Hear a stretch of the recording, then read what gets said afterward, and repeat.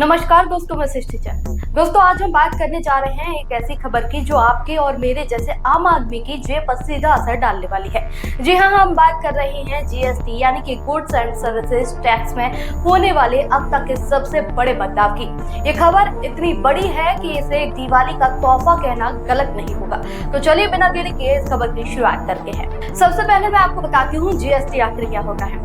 दोस्तों, साल 2017 में लागू हुआ जीएसटी भारत की टैक्स व्यवस्था को एक करने का एक ऐतिहासिक कदम था, लेकिन इसमें कई स्लैब्स 5%, 12%, 18% और 28% ने इसे थोड़ा जटिल बना दिया। छोटे व्यापारी, दुकानदार और आम उपभोक्ता को ये समझने में दिक्कत होती थी कि कौन सी चीज पर कितना टैक्स, और कई बार तो सामान की कीमत से ज्यादा टैक्स का हिस्सा होता था। लेकिन अब इस चक्रव्यूह से आजादी मिलने वाली है। जी हाँ, गुरुवार को मंत्रियों के समूह यानी कि ग्रुप ऑफ मिनिस्टर्स की एक अहम बैठक हुई, जिसमें जीएसटी प्रणाली को सरल करने का प्रस्ताव पास हो गया। अब ये प्रस्ताव सितंबर में होने वाली जीएसटी काउंसिलिंग की बैठक में जाएगा, जहां अंतिम फैसला लिया जाएगा। लेकिन ये प्रस्ताव क्या है दोस्तों? अब जीएसटी में सिर्फ दो मुख्य टैक्स स्लैब होंगे, 5% और 18%। 5% स्लैब में वो जरूरी चीजें आएंगी जिन्हें मेरिट गुड्स कहते हैं, जैसे कि खाने पीने की सामान, दवाइयाँ, रोजमर्रा की चीजें। बाकी ज्यादातर चीजें 18% स्लैब में आएंगी, जिन्हें स्टैंडर्ड सामान कहा जाता है। अभी तक जो सामान 12% टैक्स स्लैब में आता था, जैसे कि मक्खन, घी, पनीर, कुछ कपड़े, रोजमर्रा की कई चीजें,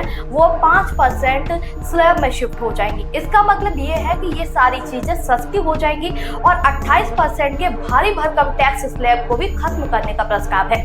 इसमें आने वाली चीजें जैसे कि TV, fridge, washing machine, cement और ज्यादातर 18% स्लैब में आएंगी, यानी आपकी जेब पर बोझ थोड़ा कम होगा। अब कुछ चीजें जो सेहत और समाज के लिए नुकसानदायक मानी जाती हैं, जैसे कि शराब, तंबाकू, सॉफ्ट ड्रिंक, फास्ट फूड और जुआ, इन पर 40% का भारी टैक्स लगेगा। सरकार का दोस्तों मकसद है कि इन चीजों का इस्तेमाल कम हो, लेकिन ध्यान रहे ये सीन टैक्स सिर्फ 5 से 7 चीजों पर ही होगा। अब सवाल लेकिन ये है कि ये बदलाव आपकी जिंदगी को कैसे आसान बनाएगा। तो मान लीजिए अगर आप एक मध्यम वर्गीय परिवार से आते हैं, आप मार्केट जाते हैं और मक्खन, पनीर या फिर कोई प्रोसेस्ड फूड खरीदते हैं। अभी इन पर 12% टैक्स लगता है, लेकिन नए नियमों के मुताबिक 5% में अब ये आ जाएगी, यानी आपकी मासिक खरीदारी में अच्छी खासी बचत हो सकती है। अगर आप फ्रिज या टीवी खरीदने की सोच रहे हैं तो 28% की जगह अब 18% टैक्स देने पर आपकी जेब से कम पैसे निकलेंगे। और एक बड़ी खबर है कि हेल्थ और लाइफ इंश्योरेंस पर भी राहत मिलने की उम्मीद है। अभी इन पर 18% जीएसटी लगता है, लेकिन जीओएम की बैठक में सुझाव आया है कि व्यक्तिगत हेल्थ और लाइफ इंश्योरेंस के प्रीमियम पर जीएसटी को पूरी तरह माफ किया जाए।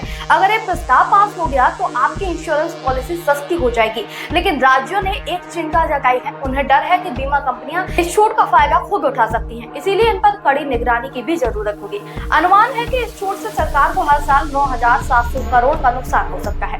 वित्त मंत्री निर्मला सीतारमण ने कहा है कि ये सुधार न सिर्फ टैक्स सिस्टम को सरल बनाएगा, बल्कि आम आदमी, किसान और मध्यम वर्ग, साथ ही छोटे कारोबारियों के लिए एक बड़ा फायदा भी साबित हो सकता है। उनका कहना है कि इससे जीएसटी और पारदर्शी और विकासोन्मुख बनेगा। और हाँ, ये सुधार दिवाली तक लागू भी हो सकते हैं, जैसे कि प्रधानमंत्री नरेंद्र मोदी ने अपने स्वतंत्रता दिवस के भाषण में वादा किया था।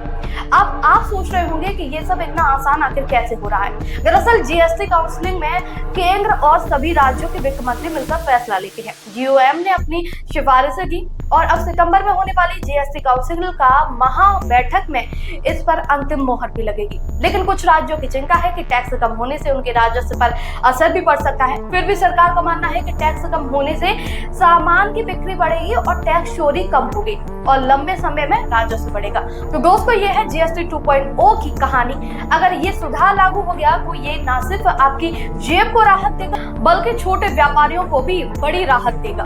दोस्तों, ये भारत की अप्रत्यक्ष टैक्स प्रणाली में एक ऐतिहासिक कदम होगा।